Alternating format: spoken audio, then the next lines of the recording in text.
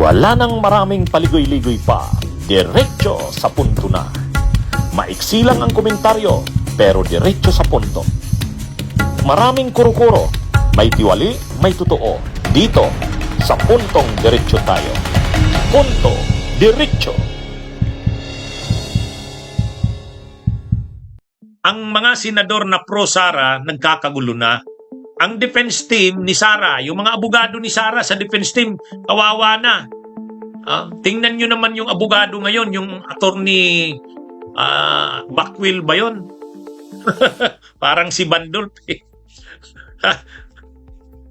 Imagine nyo naman yung pinantapat nila kay attorney Ligutan. Sos, nilamon ni attorney Ligutan. Ay, mga kabunyog, ang defense team ni Sara nagkakalat. Kawawa.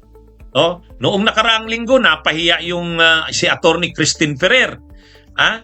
Ikaw ba naman, sabihin mo ba naman, misleading questions are allowed during cross? Ay, grabe. Tapos ngayon naman, ang pinantapat kay Ligutan, yung mataba na abogado, bata pa. Napapasa pa lang sa bar noong 2022, isinabak na ngayon. Wala. Kaya sa totoo lang, yung defense team ni Sara, windang na. Kawawa yung defense team ni Sara. Mula pa sa day 1 yan. Mula pa sa day 1. Ano yan, mga kabunyog? Ang sabi, babawi naman ang defense pag sila sa part na nila. Pero ang problema niyan, irreversible error yan. Yung mga nangyayari ngayon na kapalpakan ng defense, mahirap na yan ma-remedyo. Awang ko, ano bang nangyayari dito sa defense team na ito ni Sara? Parang parang suicide ang ginagawa ng mga anong ito. Imagine niyo naman, seryoso yung mga articles of impeachment. Tapos ang hinaharap nila mga batang abogado. Okay lang sana kung magagaling. Napapahiya mula pa sa unang araw. Yung attorney Backwil ba yun? Yung parang si Bandol? Ano yun? Ano lang, inaano na nga lang ni attorney Ligutan. Mabuti na lang, mabait si attorney Ligutan. Kaya ito mga kabunyog. So ang defense team ni Sara, kawawa. Tapos yung mga senador naman na pro-Sara, nagkakagulo na. Ang dami nilang problema. May problema si Pia, may problema si Alan, may problema si Loren. Ano nang mangyari sa kanila? Kaya dito dapat si Sara Duterte lumabas na siya. Kawawa naman yung mga tao niya. Yung mga staff niya tulad nung si Gina Acosta napapahiya na. Tapos syempre, sinabi na ni Gina Acosta, sino ang nagsabi sa kanya na ibigay kay La Chica yung 125 million? Si BP Sara daw. Dapat siya na ang sumagot yan. Kaya lang, itong mga nagtatanggol kasi kay Sara, yung defense team niya, yung mga pro-Sara na senador, sila Cayetano, saka si Loren. Tapos yung mga staff niya, pinagtatanggol nila si Sara, pero si Sara mismo, wala. Hindi nagpapakita. Ano yan? Anong mangyayari na dyan? Di ba, mga kabunyog, mga kababayan? Kawawa na yung Gina Acosta na yun. Ang susunod naman dyan na isasalang, yung Edward Parda, ganun din yun. Taga Davao din yun, binitbit din ni Sara yun, ginawang Special Disbursing Officer ng Confidential Fund sa DepEd. Pag sinalang yun, mapapahiya na naman yun. Ang isa pa dyan na mapapahiya, sila Chica. Imagine niyo napaka ng karir mo sa military, colonel sa military, na-assign na commander ng Vice Presidential Security Group, ginamit ni Sara dito sa confidential funds.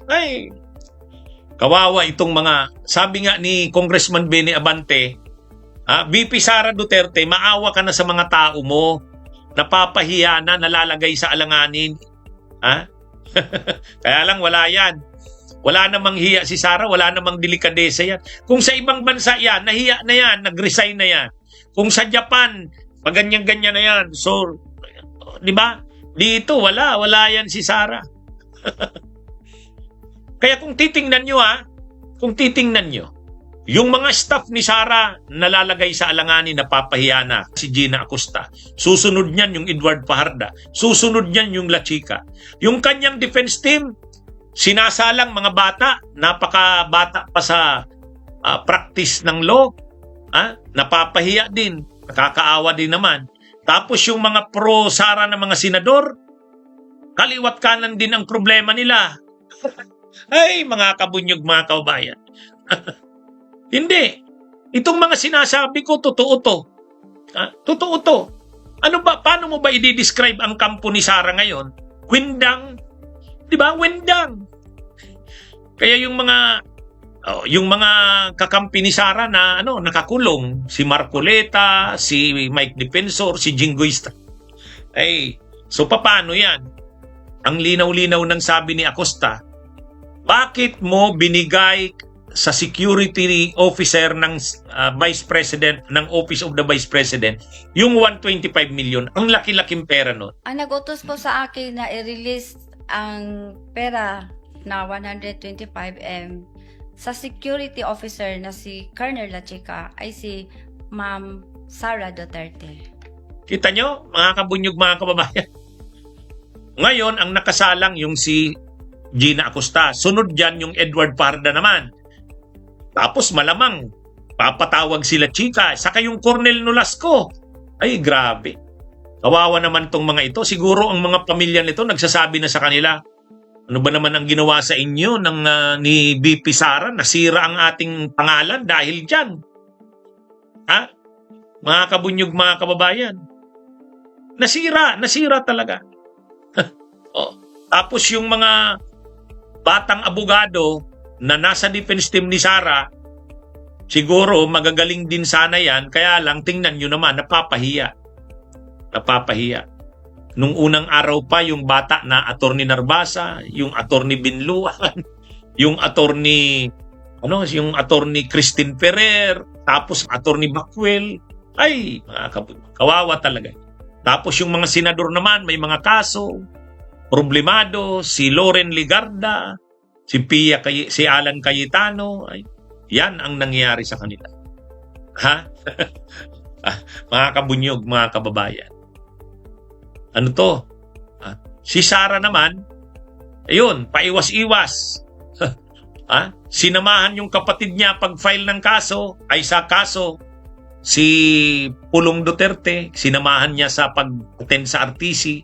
Tapos nagkaso siya ngayon ng perjury kay Madriaga, pero yung sarili niyang kaso hindi niya maharap. Pinapasubo niya yung mga staff niya, pinapasubo niya yung mga senador na pro-Sara, pinapasubo niya yung defense team niya. Yan si Sara Duterte. Di ba? Di ba, mga kabunyog, mga kababayan? Okay, magandang araw sa inyong lahat. Mabuhay po tayo. Bunyog, halikan na kasama ka. Bunyog, kapag buklod ay may pag-asa. Luzon, Visayas, Mindanao, isa ang pananaw. Sa bagong Pilipinas ang bunyog isisigaw. Bunyog.